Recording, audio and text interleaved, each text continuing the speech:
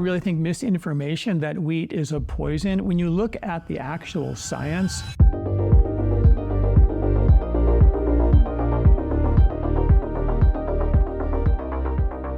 Dr. John, welcome to the podcast. Great to be here, Nick. Thanks for having me. I was just about to tell you, back when I was interested in alternative health, alternative medical sciences, these types of things, I started looking into Ayurveda. I came across your podcast and I researched your work. And I think you are one of the leading voices that's really merging the Western perspective and the traditional Eastern and like ancestral perspectives into one. So great job there, and appreciate everything you've contributed. Thanks, really appreciate that. So I was recently rereading this book. You might be familiar with it. It's literally called Ayurveda. It's one of like the big popular ones. And towards the beginning, the author is mentioning how, I believe it's autopsies. And there was one other thing he mentioned as having roots back in Ayurveda and like really old history, even though it seems like a newer invention. And I know from your work that you also talk about a lot of the different things, components that are rooted in Ayurveda. I mean, maybe perhaps light, perhaps seasonal eating, perhaps pro-metabolism and digestion. So let's kick it off there today and discuss some of the things that Ayurveda once foretold and Western science is now validating. I think what you're talking about there in that book was the first actual surgical text ever written was an Ayurvedic text called Shashrut. And they talked about doing surgeries for many things, and still that's pretty popular even today. You can take things out and give the body a break from having to repair if there's damage. So that's one of the original texts. There's just a lot of really cool ancient wisdom. And I'm not saying that all of the ancient wisdom makes sense, but what I tried to do when I came back from India in 1986, and I met Deepak Chopra there. I ended up co-directing his Ayurvedic center, and I was thrown into teaching the medical doctors Ayurvedic medicine back then.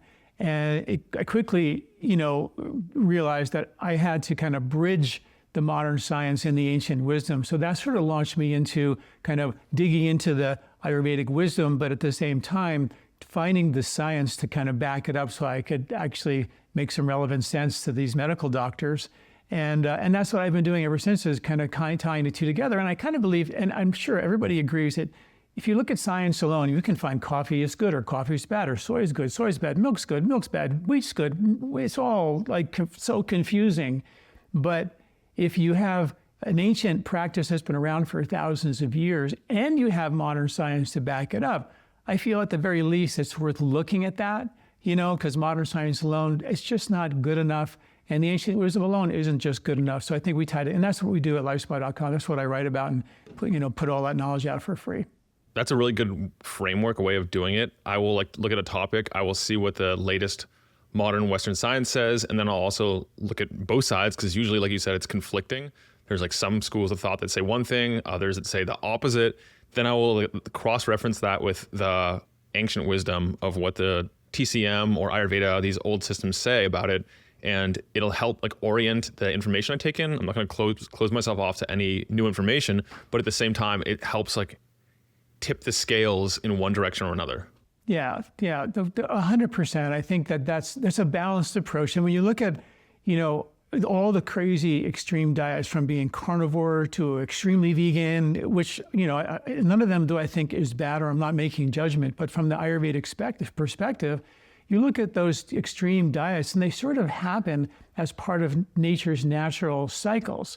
Like you have a very austere low carb diet in the spring. There's just no carbs to be had in the spring. So if you're living off the land, which all of us did at one point in our ancestry, you'd have to eat a low carb, no carb diet in the spring. And you'd eat an absolute high carb, very high carb diet at the end of the summer. And you would have to eat a higher protein, higher fat diet in the winter just to survive, because you'd have to hunt. So all these extreme diets are really a part of a natural nutritional cycle. It takes a year to complete. It's an annual cycle, not a daily cycle. So when you actually start understanding how these diets make sense and why they work, because they're part of a bigger cycle. And that's what Ayurveda was like, hey, we get that you should eat seasonally and your diet's going to change. Your bugs in your gut are going to change from being more what are called actinobacteria, which get fat and fiber for fuel in the spring, and the bugs in your gut dramatically change to something called bacterioteats in the end of the summer to digest and deliver carbohydrates as fuel. So the fuel supply changes, and that was studies done at Stanford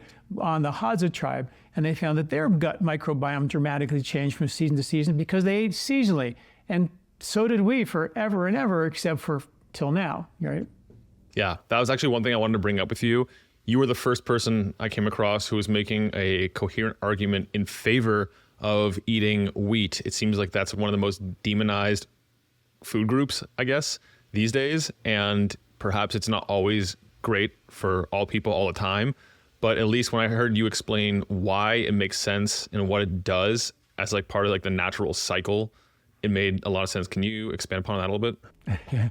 I did write a book called Eat Wheat, which was extremely contrarian, but it was because of the overwhelming, I really think, misinformation that wheat is a poison. When you look at the actual science, there is study after study after study showing that wheat and the fiber in wheat and the benefits of wheat for blood pressure. I mean, there's 2 Harvard studies that showed over 100,000 people in each of those studies. One showed that people who ate the most wheat had significantly less diabetes. The other study showed that people who ate the most wheat had significantly less heart disease compared to the people who were gluten-free but didn't have to be.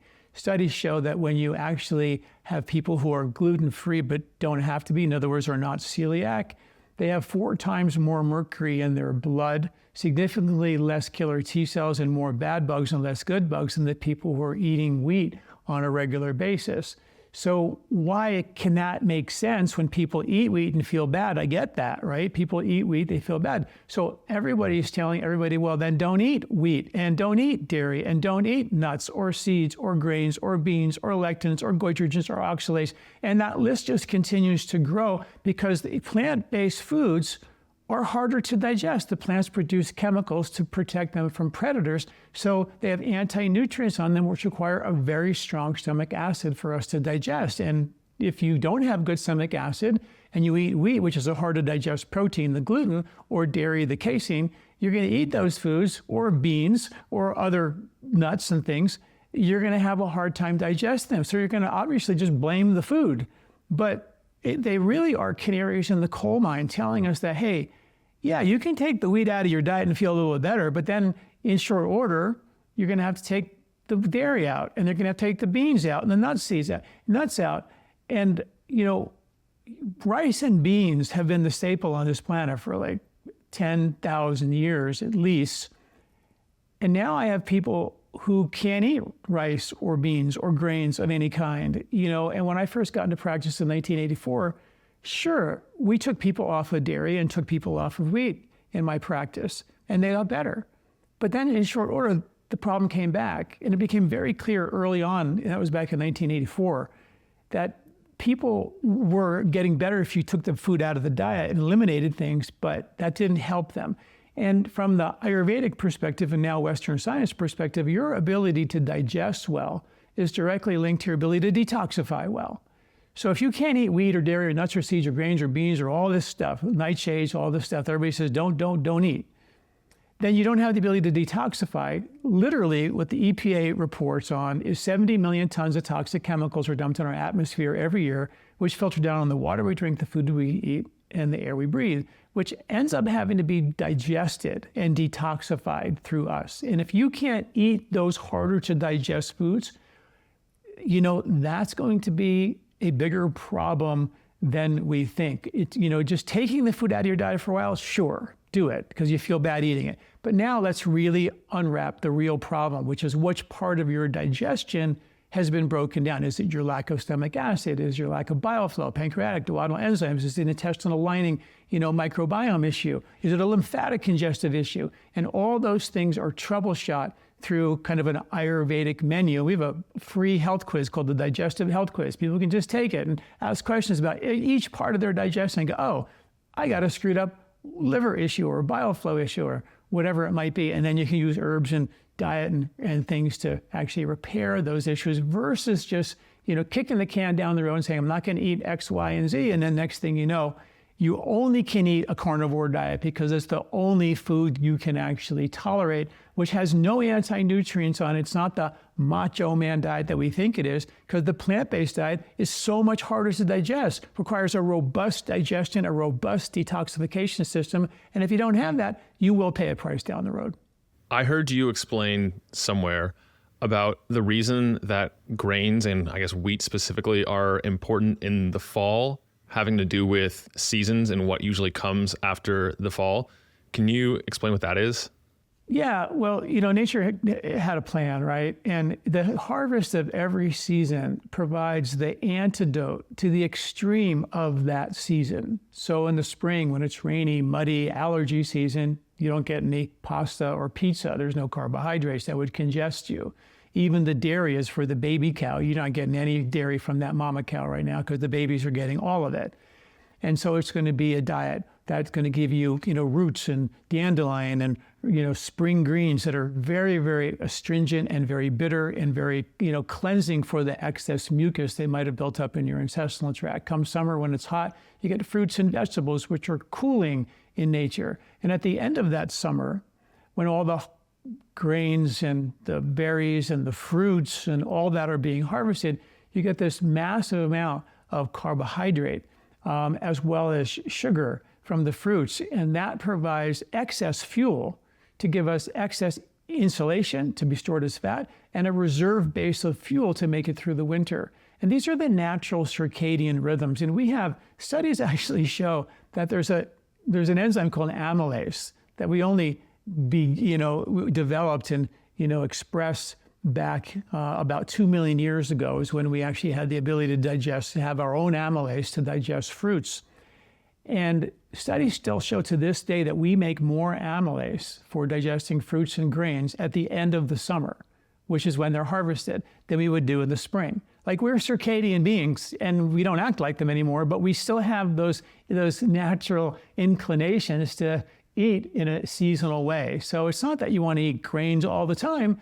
The diet should naturally shift. And it doesn't mean you have to only eat,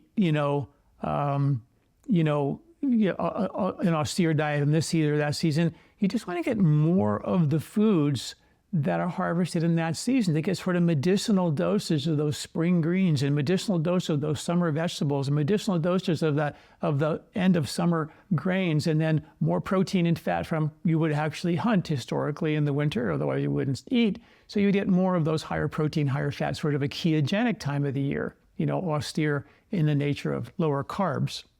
Yeah. And what impact do grains and wheat specifically have on the immune system? Because that was one thing I heard. I'm like, oh, it makes perfect sense that you'd consume a little more in the late fall or early fall, end of summer, that time period, setting you up for what usually comes a couple months later. There's a really cool study on this, and it showed that the Amish kids, right, they have cows as pets, they run barefoot in the barns, and they have the lowest rates of asthma on the planet. And then you compare them to their genetic cousins. They came from the same valley in Switzerland. They're called the Hutterites. So when they came to America, they became sterile farmers. Everything was sterile, stainless steel, everything. And they have the highest rates of asthma on the planet as kids, which is like such a great, study group.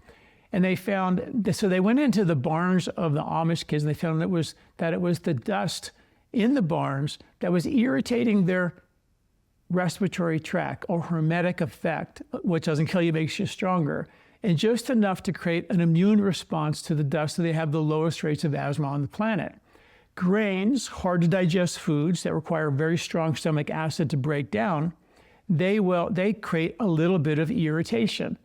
Historically, nightshades will do the same thing, beans will do the same thing. All the anti-nutrients that we say don't eat, they'll do the same thing. And when you actually avoid those foods globally, you end up without the irritation to actually create what's called gut immunity, which is 70% of your immune response. That little bit of irritation is why we have a thing called gut immunity. And if you lose that, like I said, the people who eat wheat literally have 4 times less mercury in their blood, more killer T cells, less bad bugs in their gut, because they're eating these foods that are seasonal. And interestingly, your digestion gets stronger at the end of the summer to get ready for winter, which is cold. So you want a digestive fire to make that happen. So all this was like, not a mistake. It wasn't just random.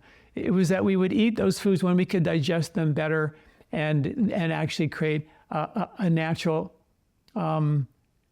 alignment of our biological clocks and nature's circadian rhythm, which is driven by the change of a microbiome, first and foremost. That's beautiful. And now I'm sure we're going to get accused, especially you, of being shills for big wheat.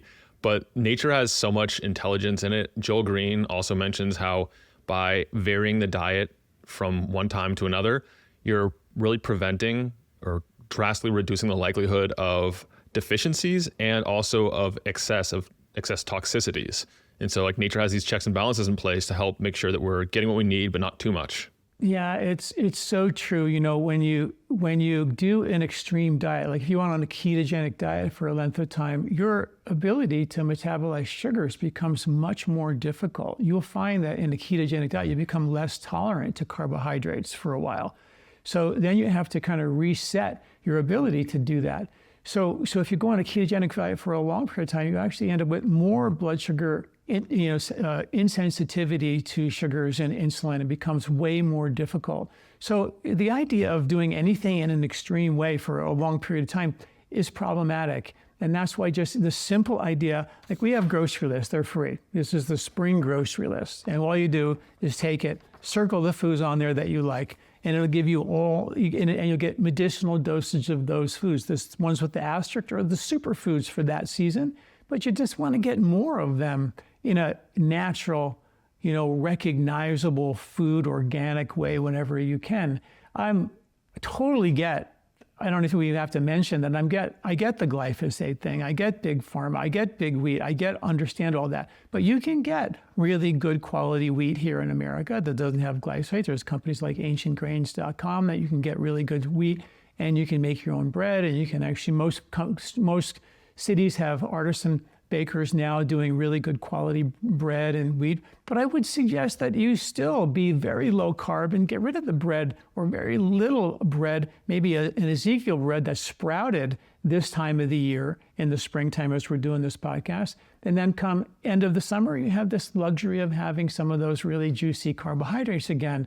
But then after eating that heavier kind of fall into winter diet, where you're getting more calories to insulate and reserve, then you go into the spring. This is an austere time of the year. Time to lose the weight, time to burn the fat, time to go into maybe doing some more intermittent fasting or even some fasting or detoxification, something Ayurveda talked about thousands of years ago, because even back then they had, arsenic coming out of the ground and into their rice. It's just many chemicals or heavy metals are pulled out of the soil, even in healthy plants. It's a natural thing that they do. Yeah.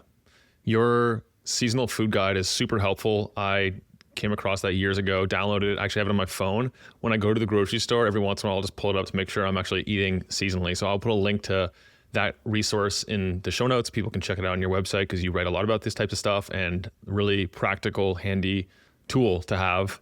Also, I know that in Ayurveda, food is only one component of the overall system. So let's zoom out a bit and talk about like the highest impact, either theories or practices or protocols, things that you think have the biggest return on time or energy investment for people to understand when it comes to learning about Ayurveda. There's a couple of things that really do stand out. And I mentioned it briefly, that our biological clocks have to be in sync with nature's circadian rhythms, and they're not. They did a study here in Boulder, Colorado, UC Boulder, and they took a whole bunch of healthy Boulder types, and they measured their circadian rhythms, and their cortisol levels were sky high at nighttime when they're trying to go to sleep. Their melatonin, which should be zeroed out during the day, was surging, during the day. So they took the whole group and they took them into the mountains, no cell phones, no electricity, in bed with the sun, up with the sun, and they completely reset the biological clocks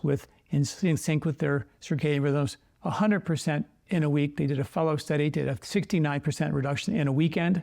And I highly recommend that folks should try doing, I wrote an article called the No Artificial Light Weekend. We can all just like in the summertime when the sun's out, longer, we can actually turn off the Wi-Fi, turn off our cell phone, turn off the lights, use candles or whatever, and just go off the grid for a weekend. It resets your biological clocks in one weekend by 69%. That's crazy. And they did another study, it was a really landmark study. They took a group of Westerners, flew them to Israel and flew them right back on a plane. And they measured their bugs' microbiome before they left and when they came back. When they came back, their bugs had already shifted to be more prone to obesity and diabetes. They then took those bugs out of those so-called healthy people, stuck them into healthy mice, and very quickly those mice started eating all day long as opposed to at night because they're nocturnal. And their bugs shifted very quickly to be more obese and diabetic prone. So we are, like I said, circadian beings, and we kind of ignore that at all costs, it seems. And those simple ideas of waking up with the sun. Every culture around the world woke up and they recognized and, spent time, they're up for the sun at the very least, if not doing some salutations or some type of ritual around the sun. And that's a time of 100% exclusive red and infrared light that activates your production of mitochondrial energy. It heals and repairs the deep tissues of the body, gives muscular strength, actually produces a wave of melatonin that actually surges at night when you sleep. So it's like you're resetting and organizing your watches to make sure that this is sunrise. Biological clocks for night go off, biological clocks for day go on, and that sets you up for the whole day. And then we know circadian rhythms say that we should eat a bigger meal in the middle of the day. That's the UV radiation that happens in the middle of the day that activates metabolism, and that's why the science tells us now that we should eat a big meal, and that's not rocket science. We know that every farmer in the history of the world, every culture in the history of the world, all ate their biggest meal in the middle of the day. That's why school lunches have hot meals, because the farmers were like, I'm not sending my kids to your school unless you give them a proper lunch. That's why that happened. Now it's like, I don't even know what's going on. My kids are grown, so I wonder, So those are the beautiful, simple things. Take time, get up in the morning, do some exercise, move your body so the muscles are stronger. When my first book, Body, Mind, Sport, came out, I was invited to the Soviet Union, worked with there. It was a nose breathing exercise research that we did and published. And they said, we have all of our weightlifters train in the morning because the muscles are stronger at that time. And that's this influence of the red and infrared light that makes that happen, And then the middle of the day is when everybody would sit down and eat their food. You go to Europe, everybody, all the Americans are wondering, why are all the restaurants closed in the middle of the day? Because everybody that works in the restaurants are home eating their big lunch at that time of day, and that was their rhythms and their history. And supper came from the word supplemental or soup. So now we have a culture where we intermittent fast, and people say, well, don't eat breakfast, have a lunch and a dinner. Well, that will work. You'll lose weight. But it's not aligning your biological clocks and circadian rhythms. The studies are clear. Get up, move your body, exercise, yoga, breathe, get your workout done, come back a couple hours later, eat a nice breakfast that turns your metabolism on, have a nice big lunch in the early afternoon, and then a light supper because you don't want to be eating late. And that will deliver so much more benefit. They have studies where they took the same calories, they had breakfast and lunch versus folks eating lunch and dinner, and the folks who front-loaded their meals, same calories, same meal, significantly better weight loss, significantly better metabolic health. There's just no question about the benefits of aligning your rhythms. So that's one thing that people can do real easy is just, sit down, take time and relax when you eat that big lunch. There's an old saying, if you eat standing up, death looks over your shoulder, and not a good look. So that's also good to take, not be eating in the car on your run, watching a scary movie or the news, which is never good, Those are all, bad habits that we can break. And I think maybe the most important dumb thing that we all do, and I'm guilty as charged, is you eat a nice big meal, and then you go sit on the couch. And that's the worst thing you can do for your cardiovascular health. And what Ayurveda talked about thousands of years ago, something called Shatapavali, taking a walk after your meal. And the studies show that when you eat a meal in a relaxed way, take a rest, sit on the couch for a little while, whatever, but then get up and move. Even if you have to march in place while you're there for 10, 15 minutes, or in the summer, you can go for a nice walk after dinner, but move. And that's been shown to help the food empty out of your stomach faster so you don't get heartburn and burping and GERD and reflux. It's been shown to lower the blood sugar spike. It's been shown to actually deliver the sugar into your muscles through the GLUT4 receptors without requiring any insulin at all, which is like mind-boggling. And then the impact of that food sitting there on the couch on your arterial lining is the most devastating impact for cardiovascular disease. That's what causes the initial irritation, and the cholesterol comes to try to do all the repair. But that initial damage comes because either we ate bad food or we ate a bunch of food and sat there and didn't help the body circulate it through our heart, our arterial lining. So that's like, so it took me a while to really even take my own advice, but now I'm religious about it. That's an absolute, non-negotiable thing is you're going to move after that meal. Yeah, I'm glad you bring that up. In order to actually believe these types of things, need to see my own experience. And I heard that, read about it a long time ago. And it wasn't until I got a continuous glucose monitor that actually showed me the impact of even a really quick 5-minute walk after a meal. It was as strong, if not stronger, than any of the glucose disposal agents, any of the berberines, the metformins, that kind of stuff after a meal. And I was shocked. It doesn't need to be super long. Of course, that's only one facet of it. It's going on a walk after a meal does a lot more than just impacting blood sugar, as you just mentioned. But it's fascinating to see what a difference this tiny little habit can actually make. Oh, I'm so glad you said that. I hope people really take that to heart because it's such a huge and simple thing to do. And it just really makes, when you think about it logically, eat a big meal and then go sit. Like even your dog might rest for a little while if they eat a big meal. They also don't want to be bothered if you mess with them. They don't really like it. So they want to be focused, and we should be focused when we eat our food and then take a little bit of rest. And then quickly thereafter, your dog wants to go out and they're going to go to the bathroom and they're going to walk around. They're going to move around. It's sort of the natural cycle of things. And it pays huge dividends without all the berberine and all these blood sugar agents that generally don't really move the needle very much at all. Yeah. And also I want to underscore, because this day and age, in the biohacking health optimization world, the idea of post-prandial, post-meal walks has started to emerge as a thing that people know.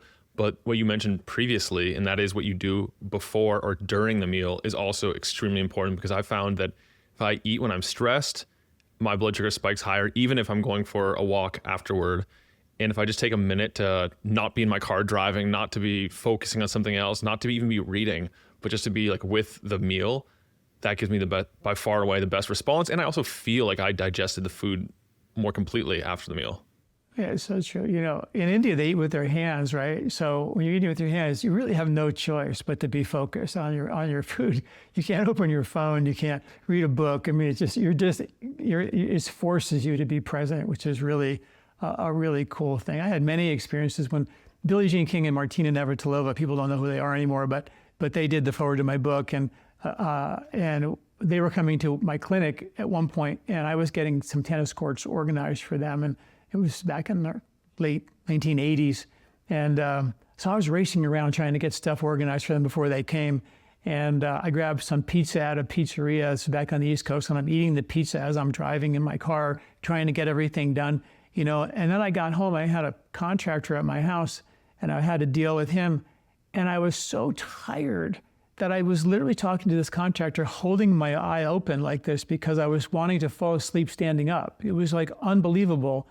And, you eat the same exact meal in a relaxed way, and it's digests completely differently. Not that pizza's good but the point is that there's an impact that we realize that when you're relaxed and you're calm, that activates your parasympathetic rest and digest nervous system. If you're on the run, go, go, go, go, go, that's a fight or flight system is saying, get up a tree, save your life, don't eat right now. We're being chased by a bear and we're not digesting. So if you eat in that state, that food is not going to digest. And studies show, here's an interesting study about going back to the wheat even, if you don't have really good stomach acid or bile flow or pancreatic enzymes, which is that upper digestive coordination, the proteins, this is a quote right from the medical journals, the proteins and the fats, the gluten and the environmental pollutants and the bad greasy fried food, whatever, fats and proteins, they'll go incompletely digested into your intestinal tract, and they'll be too big to get into your bloodstream and nourish you. So you're going to still be hungry. But they'll end up going into the garbage can, which is not the toilet. It's the collecting ducts of your lymphatic system in your intestinal tract, which will go into the lion's share of the lymph in your body around your belly and hips, causing extra weight.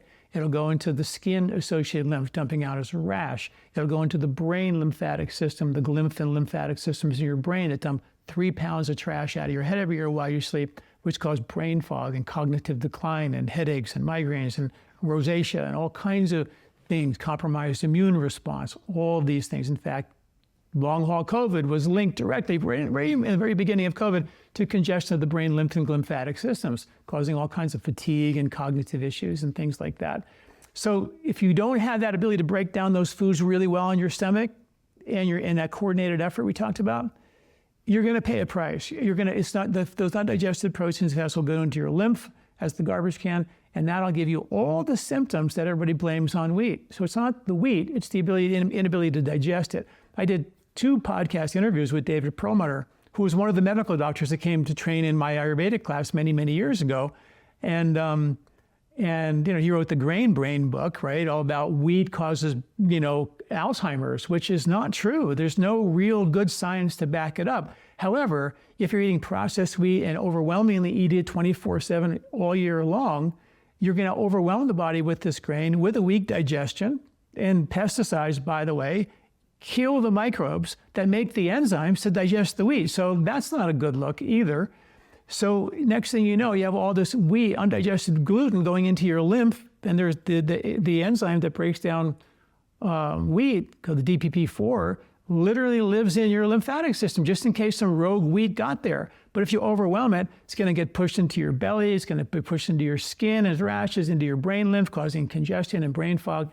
All these things are mapped out because of an improper ability to digest the food properly. And that's where all these pieces come in, like sitting down, relaxing, taking time, walking after the meal, using herbs and spices, different ones like ginger, cumin, coriander, fennel, and cardamom, just those 5 spices. If you put them, sprinkle it on your food. We have a capsule called Gentle Digest. You can take a capsule before the meal. But get your upper digestion working for you so you can actually break the proper food down properly so it doesn't end up going into the garbage can, which is not the toilet, it's the lymphatic collecting ducts. And that's the system that's trying to take the trash out and carry your immune system and deliver energy, fat as energy to every cell of your body. And if that's not working for you, you're going to feel all those things, compromised immunity, tired, lethargic, rashy, all these things come. And we blame the food, but it's not really always the food. Sometimes, but it's sometimes actually your digestive system. Yeah. Either your own digestive system or you're conflating the food with the food quality. If you're getting a clean wheat, it's very different than a wheat that's had glyphosate desiccating it. And glyphosate was originally patented as an antibiotic. So it's like you're really decimating your gut microbiome, you're displacing glycine, you're doing all kinds of things. I didn't realize that gluten is broken down by that. I think it's the same enzyme, DPP4, that also breaks down GLP-1 and is the target of a lot of like the GLP-1 drugs that are so popular these days. Wow. Yeah. I mean, I just think we just keep going to these extreme measures to do things that, like if you go to Europe and everybody's skinny there and they're eating wheat like all day, every day, it doesn't really make sense, but it's obviously cleaner wheat. And it's changing, by the way, there because they've got big grocery stores, but in the last 20 years, things have changed, but typically those folks would eat locally. They'd go to the local market for their vegetables. They go to the butcher for their meat. They go to the cheese shop for their cheese. They go to the bakery, for their wheat. Everything was locally grown and locally harvested. And the bakers still make bread every day. Now we make bread that never gets hard, ever, and it can stay on the shelf forever and ever. And people should know that's really obviously not what we should be doing. And there's literally microbes on the counter that normally love to eat bread. That's why bread would go bad so fast historically. And but that bread with all the processed oils, which are preservatives, the bugs want nothing to do with it. So when you eat that bread or foods with preservatives on them and you eat them, the fats in those foods that have been highly processed, your microbes want nothing to do with it, right? So our microbes eat fat. That's what they eat. But when they put that highly processed fat in there, there's no place for it to go. So where does all the bad fat nobody will eat go? To your liver and your gallbladder, creating bile sludge. And today, the number one abdominal surgery in America today, take your gallbladder out. That's an interesting thing, right? We've created a system where the only solution is to take the thing that stores this bile sludge out of your system, and then you can make bile on demand without having this storage site that gets so congested because of all the bile sludge from these foods that your microbes normally would eat, but they want nothing to do with that. So that's why we just really have to eat what I like to call recognizable food, the best you can, do it in season, and to start to gently shift that microbiome from one season to the next. You're going to crave more salads in the summer and fruits in the summer and crave more soups in the winter. We all do that. We all know that, but we can just take that one step further to get the microbiome to shift underneath that diet, which gives us immunity in the winter and decongest you from allergies in the spring and dissipate heat in the summer. It's like the natural way of things. Yeah. I just thought about a heuristic based on what you were describing. And that is, I'm sure you've thought of this. If something kills the microbes, whether it's in your gut, it's on your skin somewhere, it's probably not going to kill only the undesirable ones at 100% effectivity rate. It's probably going to be a mix of both. And if you're doing that, since we have microbes in all parts of our body, it's a recipe for disaster, or at least to consider just deciding to do whatever that intervention is going to be. It's so true. There was another one, a landmark study was done from Stanford as well. And they went into museums in New Mexico and Arizona, and they found mummies there that were 1,000 years old. And they figured out a way to measure the microbiome in the poo of these mummies. And they found so many more diverse species of gut bugs compared to the modern humans, which were so devoid of any type of diversity, that they literally called it an extinction event, our lack of microbial diversity. And that's why we have to really think about that. How are you going to get more diverse bugs in your gut? Well, the bugs in the soil change from one season to the next, to the next, to the next. So we really want to get the spring bugs. We want to get the summer bugs and the winter bugs. They're different. They're even different in the air from spring, winter, summer, and spring in a forest. If you walk through them, the bugs are constantly changing. So we want to have that happening. We want to eat foods that are organic the best that we can. So we're eating them in a state that we're actually inoculating our gut with the right bugs for the right season. And I use what I use for Ayurvedic herbs is the whole plant as opposed to an extract, which are sterile. So if you take turmeric, and you can make it into curcumin, which is one of 300 constituents, and make it a drug, which works powerful for like cancers and different, the really good research. But there's side effects for even the curcumin that I've written about. But when you take the whole plant, 300 constituents, it actually in study after study shows to outperform the curcumin. And if you add, here's the formula, 16 parts turmeric, 1 part black pepper, right off your table, black pepper, increases the absorption of the turmeric by 2,000%. And we make that as a formula called Turmeric Plus. And we import our stuff organic, and we actually have to FDA test them when we get the raw material, and then we have to test it when we make the formula. That's part of the FDA rules. And what happened was my guy called me up and he said, John, this turmeric the bugs on this have exploded. He goes, they're all within normal limits. They're all really good bugs, but this is not a herb anymore. It's a probiotic.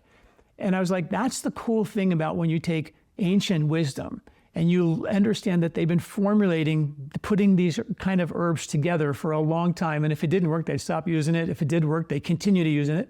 And they found out that when you mix these two together, they all got married, had babies, all these good bugs. And next you have this absolute active, kind of activated herb that's not only giving you the medicinal benefits of the turmeric and the black pepper and the increased absorption, but you're also getting an inoculation of a microbiome. And if you're eating that in the spring or the fall when turmeric's being harvested, you're getting the right bugs for the right season. It's like not that hard to figure all this out, but that's the beauty of Ayurveda really, is that it's a deep study of nature and how to simply align our lifestyle a little bit, making some tweaks to get those benefits. We'll go more into some of those herbs and the formulas, how they rival some of the isolate extracts that are getting popularity these days. Before we go into that though, what are some of the other, I guess, ingredients that people can cook with? Cooking is one of the easiest ways of getting potentially therapeutic dosages of some of these herbs and spices into the diet. And of course, you're gonna wanna vary it by season, but are there any that you find come up repeatedly as things that you recommend people add into their cooking? the 5 spices that I mentioned, ginger, cumin, coriander, fennel, and cardamom, when you look at them individually, they all have been shown to boost digestive strength, reduce gas, reduce GERD. They all have their own profile. But when you put them all together, sort of like the turmeric and black pepper, there's like an exponential benefit that you get. And what I use that for as a reset of the upper digestive strength, increase more stomach acid, increase bile flow, increase pancreatic duodenal enzymes. And when you get that upper digestion working for you, my goodness, then you have everything that goes downstream is going to be properly digested. And we call it gentle digested because it's so gentle that anybody can do it. And you don't have to take a capsule. You can just make that formula equal parts. Try to use really healthy, fresh spices versus stuff from the grocery store that might be irradiated. Try to get the best you can, but you can cook with it. Studies show, it's just such crazy science, Nick, that when you take spices and you put it on your food, right? You all probably know that there's damage when you cook your food. When you actually cook meat, there's called heterocyclic amines, which are cancer-causing. The charred meat is cancer-causing. When you actually cook vegetables or starch, you get acrylamides, which are also cancer-causing. When you cook anything, you get reactive oxygen species, which are free radical damage to the food.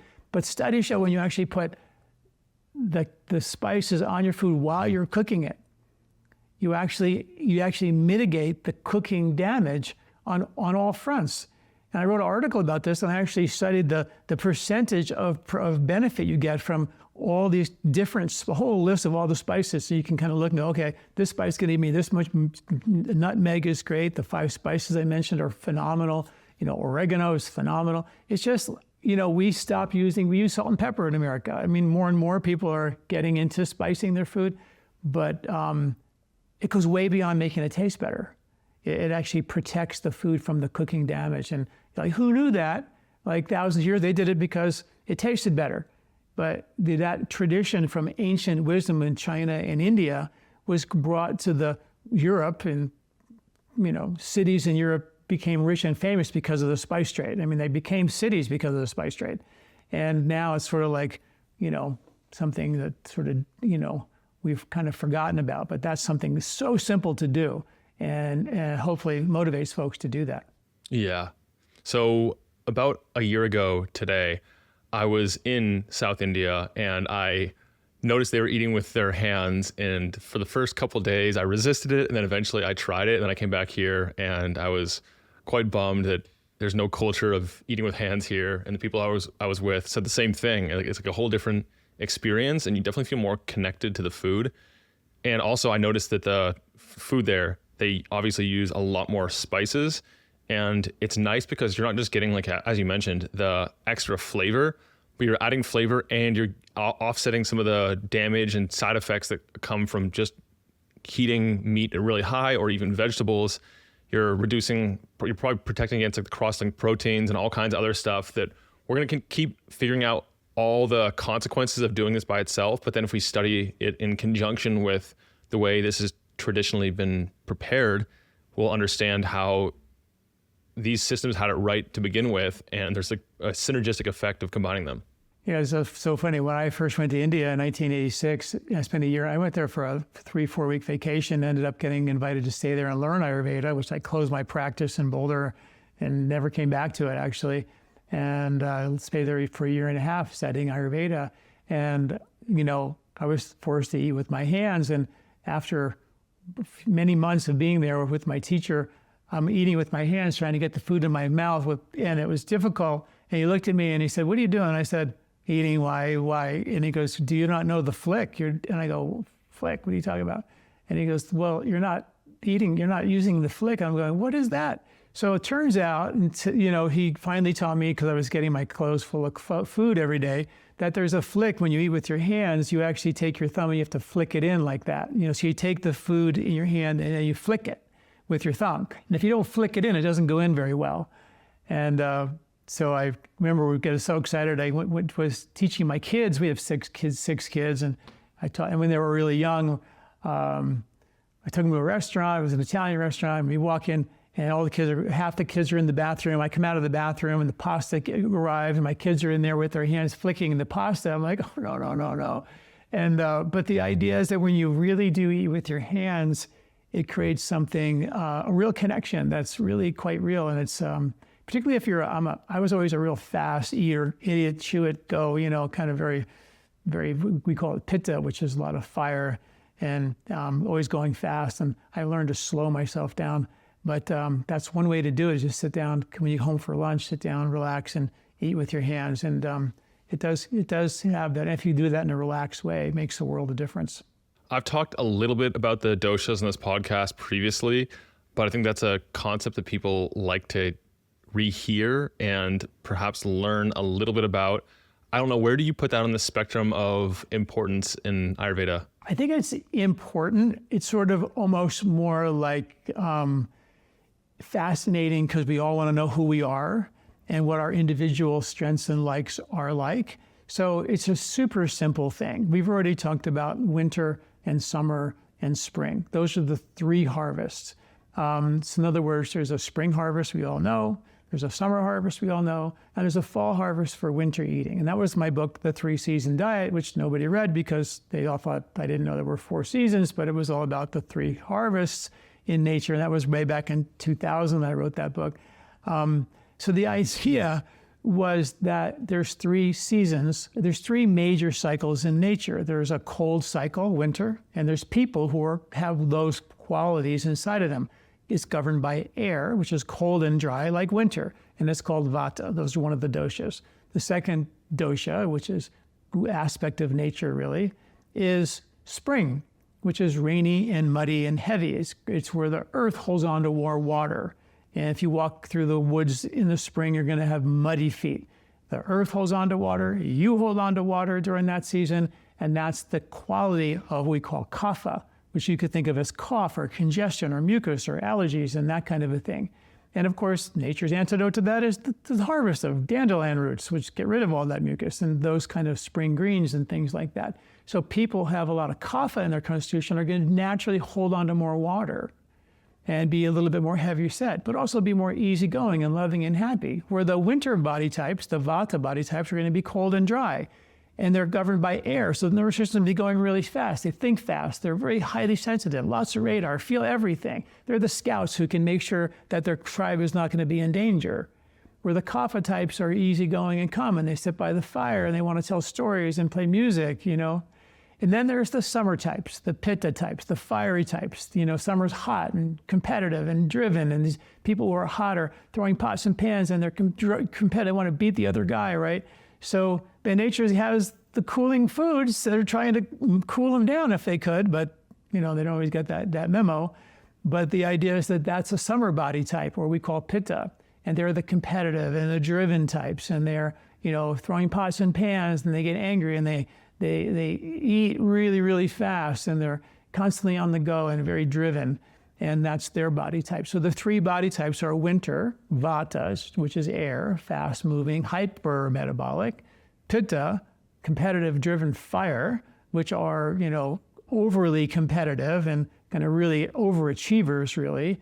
And then you have the easygoing spring body type, the kapha body type, who are the easygoing ones and the calm ones. And there is not one that's better than the other. In fact, we all have a little bit of all of that, but we all at conception get a little bit more winter, a little bit more spring, a little bit more summer qualities, and that determines your individual makeup. So if you are a super hot, fiery pitta body type, eating spicy food and drinking lots of beer, which is acidic, and drinking lots of wine and cheese, all these fermented acidic things, then you're going to stack the heat in your body on a hot person in a hot season eating hot things, coffee, that's going to overheat your constitution. So you may not feel very good with all that acidic food that gives you heartburn and indigestion. If you're a kapha spring body type and you're eating mac and cheese and pizza and pasta all spring long when it's not even available in the springtime, then you're going to be more vulnerable to taking that hypo-metabolic type, eating very heavy foods on a heavy body type and getting more congested. In the winter, if you're a cold and dry body type, thinking fast, worrying all the time, and you're eating ice cold smoothies every single morning because you would think that's the best thing, and putting frozen berries in there, eating in cold food and a cold body type in a cold season in the wintertime, you're going to aggravate the cold. That'll create more dryness and more worry and more thinking and more hyper metabolism. So it's beautiful and logical, really. And then nature always provides, the squirrels are eating nuts and seeds in the wintertime to naturally antidote the tendency to be more, we call vata aggravated or hypermetabolic, governed by air and stress, stress really pushes that air, which doesn't have that earth to stabilize it or ground it. So the vata people, the vata constitutions are unfortunately way more vulnerable to the impact of our crazy culture, which never seems to sleep, more than the other body types do. Yeah, and it seems like our culture, I guess most cultures around the world these days, really rewards the pitta types too. Yeah. We are a dopamine, driven culture. So reward means that you're gonna, put out what you put out there. You eat what you keep. Or you eat what you kill is what it is. So you get that reward chemistry, and we are very much addicted to that. The kapha, easygoing body types, they're more, we call it altruistic. They love to give and they care and they're kind and they're gentle with others, and they get their joy from giving. The pitta types tend to get their joy from getting. Doesn't mean they don't give, but they also sometimes give really big too, but this is a generalization. Where the vata types, they aren't necessarily, giving or receiving. They are really the highly sensitive ones, the artists, the ones in the cave that are drawing the beautiful pictures on the cave walls. And the kapha types are sitting by the fire telling stories. And the pitta types are trying to build an extra deck with windows that overlook the valley. I mean, they want to change everything, make everything better, So they're always never satisfied with the status quo. They want more and more and more and more. And, we need all of that, really. It's beautiful. I'm going to be a bad interviewer now and ask you a two-part question. The first is there any scientific validation, modern, say, genetics or epigenetics or a combination of the two that validates the idea of these different constitutions, if you will, the different doshas? And then also, once someone knows their dosha, their dominant dosha, is there any particular thing they can do with that information or knowledge? There's absolutely good science behind this. We know that we call them endomorphs or mesomorphs or ectomorphs, and that's the original kind of constitution that we know that people, ectomorphs are more vata, they're more thin-framed. The mesomorphs are that medium-frame pitta constitution, we call it, summer-based really. And then the mesomorph or the endomorph or the kapha types, easygoing, calm, tend to hold on to more weight. So what do you do with that information? One, it's nice to know that, if you're a pitta body type, you kind of sort of know it, right? You're hot, you're throwing off the covers all the time. If you're a vata, you're always trying to get more covers, you're always cold, you always need a sweater. If you're a kapha type, you don't really bother so much by the weather, although you have a tendency to, gain more weight, be easygoing, calm. You're not big about, you're hypometabolic. You're like, one of my daughters was kapha, and I go, let's go for a run. And she would go, why? Why do I have to do that? What's the point? She was just easygoing and calm. And I go, well, we could have fun. And she's like, running, fun. They need motivate. They need to kick a ball or do something to make it exciting for them to want to be engaged. And when they do, they're phenomenal. They're all phenomenal on all aspects. But here's what the takeaway is. If you do, we have a body type question on our website. It's free at lifespa.com. You find out what your body type is. And you have all these questions you ask. And there's a profile. There's your mental profile, your physical profile, emotional profile, behavioral profile. And you see, okay, and then you have your overall constitutional type. And you say, okay, I'm more like me. I have more pitta and more kapha. So I don't have that much vata, believe it or not. So because I have a lot of pitta, therefore burned off all the hair on my head, that's a pitta quality, by the way, or extra gray hairs, burning it off kind of thing.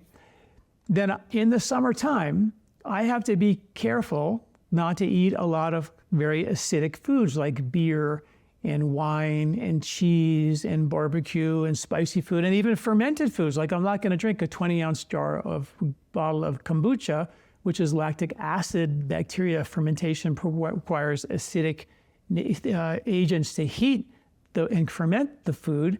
So too much of that in a season of the heat, in a body type of heat, stacks that, and that can overheat and create inflammation for you. So for me, I try to eat more fruits and vegetables, bigger salads, those kinds of things during the summer months, right? And in the springtime, I go on a very, very, right now we're doing this in the spring, I go on a very low carbohydrate diet. really, as low as I can do it, just cycle some carbs in a couple of times a week. And I try to be that. That's what nature would do. There is no carbs at this time of the year. And that makes sure you don't get that extra weight. In fact, you lose weight even if you're on a kapha body type. It's a great time to lose the weight in the spring. That's when we should be doing that. And then, of course, so those 2 seasons are my seasons I have to be careful of. Because I have a lot of pitta, I tend to get overheated and, things like that. And then because I have a lot of kapha, I tend to be more vulnerable to gaining more weight. I have a thicker frame, so I have to be careful in that season. So if you're a vata body type, then that's your season to be more concerned about. Eat more warm cooked foods to nourish yourself and calm your vata. All the GLP-1 agonist foods that actually help that are the foods that balance the stress. It's sort of crazy. Like when you look at in Ayurveda, the original concept of people who are gaining weight too much was to actually help them deal with stress, to give them foods like soups and stews and grains to help calm down their nervous system, to ground them. And that grounding would give them the ability to lose weight, because when you're under stress, you store fat, right? And your digestion doesn't work as well. So it turns out that I wrote an article about this as well, that all these foods that we think are the foods that would make you gain weight, the sort of richer foods, they actually are foods that have natural occurring GLP-1 agonist effects on your body. So they're the ones historically that would actually help people lose weight, the ones that would help de-stress you. So that's what that constitution would say. Oh, I take away, I'm really vata, I'm constantly worried, can't sleep at night, restless, worried about everything. Then heavier foods will calm you down. Pitta, I'm fiery, I'm competitive, I'm driven, can't slow down, I'm overachieving and overworking. I need to cool my nervous system down, right? And do things that help make you love and care for others. And then the kapha types, they need to move their body and not eat that heavy food in the heavy season where they're not going to be able to digest it, So I think I already know your answer to this one. If you're in the summer months and you are a pitta dominant person and you want to, say, capitalize on some hormesis so that your body adapts and can better tolerate the extreme temperatures, say, of Austin, where it's 110 degrees outside, I'm going to guess you're going to say no to the sauna, even though afterward it makes it feel easier to tolerate 100-degree days because you're really just increasing the heat dramatically? Or is there a role for, I guess, exacerbating the imbalance temporarily so the body can self-regulate back into balance? Yeah, that's a really good question. I think it's a matter of dose, right? I think it's, when you take a sauna, the benefits of a sauna are so powerful. Now, from the Ayurvedic perspective for that pitta body type, and in general, when we actually do Ayurvedic deep rejuvenation detox treatments, we use steam and saunas on a regular basis. But we do one thing that's uniquely different, is we put cold on the head. So we keep the head very cold. So if the head gets hot, then the whole body gets hot.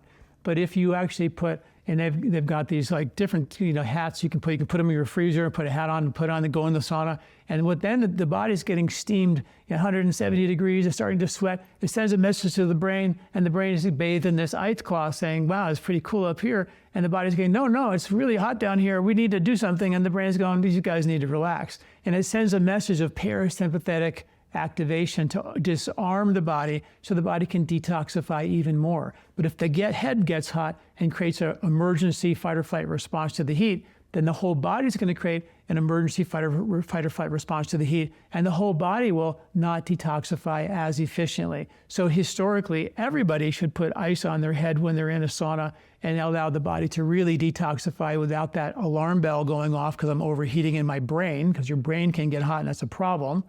But the pitta types need to do that even more so. And then maybe after they get out of the sauna, an ice bath probably, or at least a cold plunge of some sort, or a cold shower, I think, might even be the better way to go. I think that sometimes I think what we do in our culture these days is we take one stressor, like a stressful life that we live in, and then we add hot, and then we add super cold, and then we add an austere diet that's really restrictive. And we think that hormesis is great, but there's a limit to how much stress that we can endure. And we don't want to overstrain the body in the effort of making ourselves stronger. We want to kind of find that comfort. It's a matter of dose kind of approach, which means it could change seasonally. You could do ice baths in the summer, and you can do more saunas in the winter. That might be a more logical approach to doing that. Yeah, I agree. And when I was researching saunas to begin with, I saw the places that they're traditionally used. The sauna goers wear the hats, and I looked into it a little bit and realized it's probably a good idea to keep the head cool. And now when I go into the sauna, if people ask why I'm wearing it, I'm just going to send them this clip because you described it beautifully.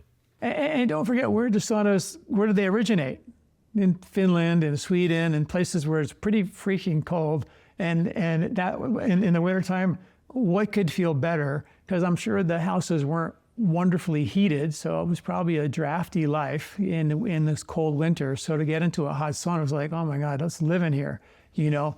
And now we're seeing the benefits of that. And there are benefits, but I think it can be adjusted to your constitution, to your needs, to the seasons, and that would make maybe a little bit more sense. Dr. John, we will start to wind this one down. I still have so many questions and topics to discuss with you, such as your Colorado cleanse, because that's one of like the premier cleanses out there in my view, and it gets really good results from what I've heard. But before we start winding this down and perhaps hopefully get another episode on the books, what are some of the biggest mistakes or dumb things, as you said earlier, that you see people doing as it relates to either misunderstanding Ayurveda or things that fly totally in the face of Ayurveda that we haven't already discussed? Well, I think that when you talk about cleansing, for example, you know, most people do a detox, but they never ask the question, why did we get toxic in the first place? And that's the question that is first and foremost asked in Ayurveda. You know, if you are exposed to all these environmental pollutants and chemicals, and which are the number one health threat on the planet, according to the World Health Organization and United Nations, the report is air pollution. And nobody talks about it, but it's an actual massive concern. I get a news feed every morning with all the research studies. I'm always looking for ancient wisdom, modern science connections. And the one thing that comes out, at least 2-3 studies a day, air pollution. You know, of everything else that's coming through the feed, it's always the problem with air. So we are exposed to all these toxins.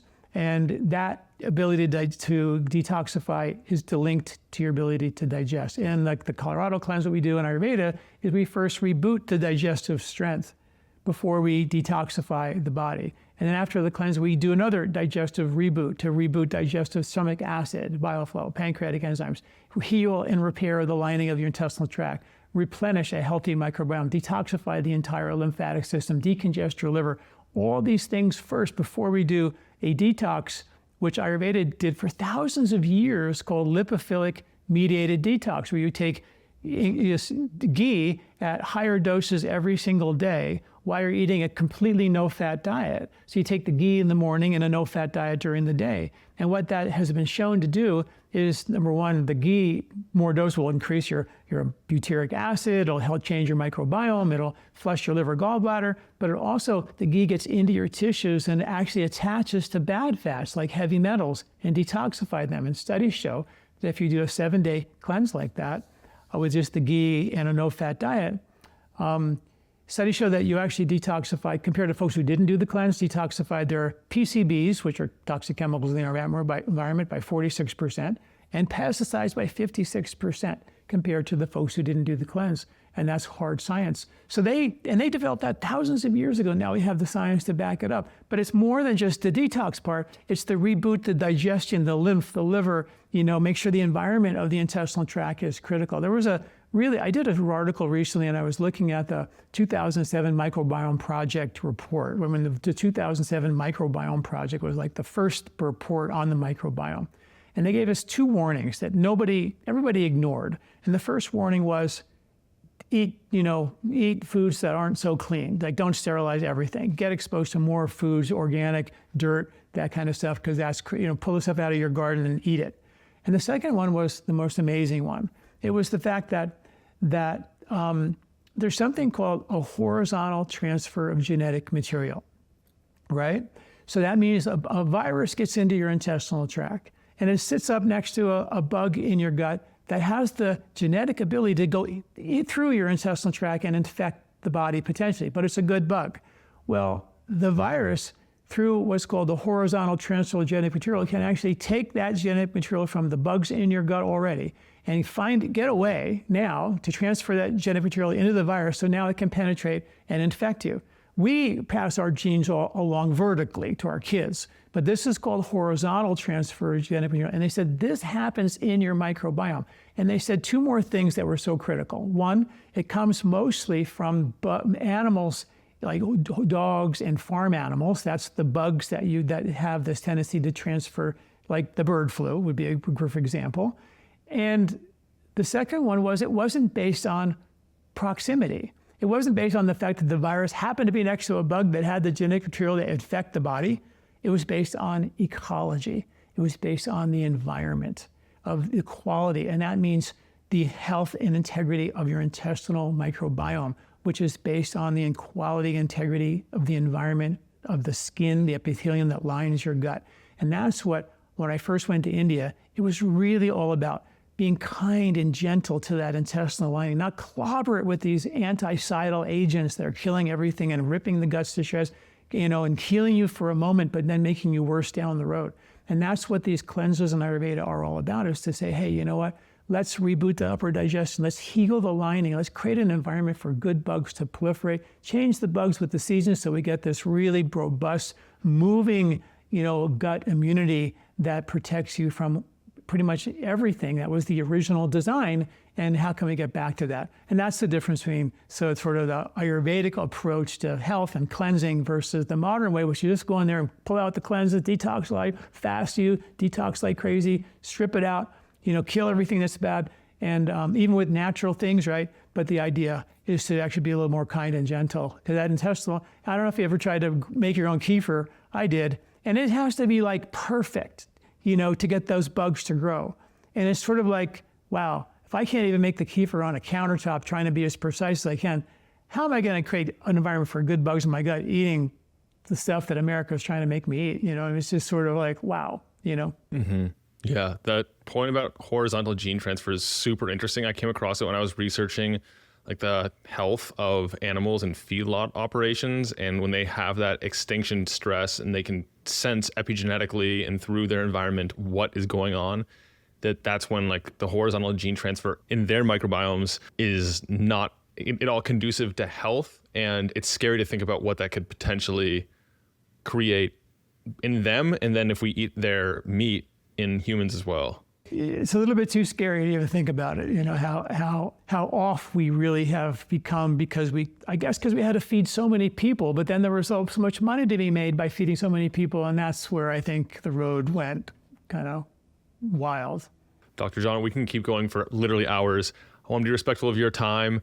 If people want to either try the Colorado cleanse, I think it's closed currently, but you do that every year, maybe more. And then you also have a website full of really informative articles. You have a podcast that I've listened to most episodes of. How do they get in contact with you or check out your work? Yeah, well, actually, we used to do the Colorado cleanse, twice a year as a group all together, and we pick dates. But now we've actually evergreened it, where you get emails and videos every single morning. Said, okay, this is day one, and here's what you're going to do. Here's day two. So we make it super easy for folks to do it any time of the year that they want. So that's something if people want to do a cleanse or more of a digestive reset / cleanse, that's open anytime, called the Colorado Ayurvedic Cleanse. And my website is lifespa.com, and we have like over 1,500 articles. Just type in your health concerns, and you can read up on all these articles and videos with the ancient wisdom and the modern science, and see if there's something from the past that's got good science that might actually help you solve your problem on your own. And that's what we do at lifespa.com. And I'm on all the social channels, so if you want to follow me on all the social channels as well, that'd be great. And we have a newsletter, which we put this knowledge out every week, 3 articles a week with more Ayurvedic wisdom and modern science. So become a member of our family, and we'd love to have you aboard. Absolutely. Do you have any training materials? I think I saw on your website that you have some kind of training program. Training program for learning more about this? Yeah, we have numerous courses, long courses, short form courses, also all the articles. We have ebooks that are free that are, we have blood sugar ebooks and gut health ebooks, which are kind of collating like 10, 15 articles into more of a digestible bite size as opposed to reading every article on my site. So we really do our best to put our knowledge out, all the knowledge out for free as we possibly can. And then we also have an Ayurvedic store where people can come and buy Ayurvedic herbs, like the whole herbs with all the organic and all that stuff as well. And that's what we do. I'm glad that you guys use the whole herb and you don't just take one little isolate and focus on that and make it super powered, and you preserve the integrity and the natural synergy of the substances the way they've been traditionally used. Yeah, I wouldn't say that using an extract of an herb is necessarily bad. I just think it's more doing the job for the body in a natural-ish way. And that's appropriate at times. But using the whole plant works with the body's intelligence. You have the microbiome of the plant, you have the chemistry of the plant, and they work with, just like we have a microbiome and we have chemistry, and we take out the bugs out of our gut, we're different. You take the bugs out of the plant, it's different. Take the bugs out of the food, it's different. So the idea of inoculating your gut or helping your body heal, helping the body do the job with obviously the intelligence of the microbiome, which is where all the real intelligence is, and the chemistry, which is what comes out of the ground naturally, is really in my mind, the first thing we should try. If that doesn't work, yeah, let's use extracts. If that doesn't work, let's use medicines, pharmaceuticals who help save our life if they have to. But it's a buffet, and I think starting at this part of the buffet is the right way to go. Yeah, exactly. The different tiers, and if you start the most powerful, you're missing things that are possibly more synergistic and with fewer side effects that could move the needle more. But if that doesn't work, then you can go to the next level. If that doesn't work, you can go to the next level.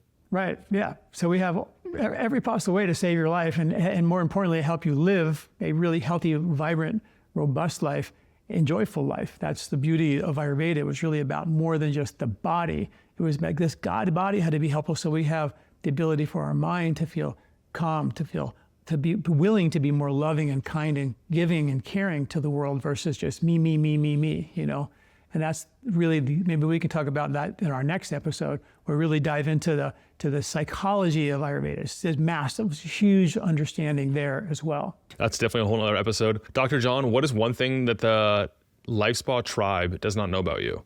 Well, but my LifeSpa tribe, people that follow me, I'm thinking that my staff just found out that I went to stunt school years ago. I ended up living next to when I was in Malibu, I was going to school out there, and I ended up living next to a stunt coordinator, went to stunt school for a little while. And also, people don't know that I'm a pilot as well.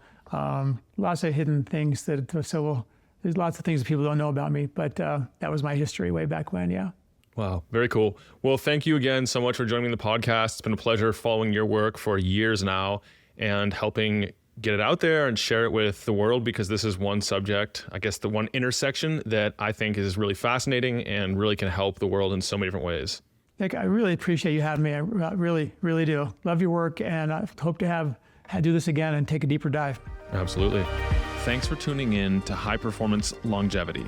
If you got value today, the best way to support the show is to leave a review or share it with someone who's ready to upgrade their health span. You can find all the episodes, show notes, and resources mentioned at outlier.com. Until next time, stay energized, stay bioharmonized, and be an outlier.